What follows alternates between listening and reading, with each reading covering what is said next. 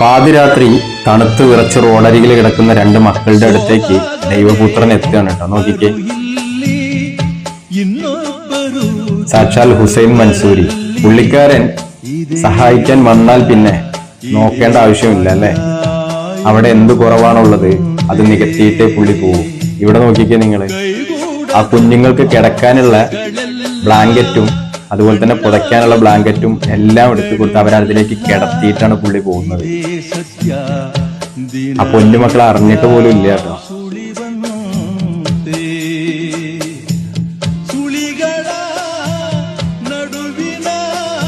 ഇങ്ങേര് വേറെ ലെവലാണ് കേട്ടോ.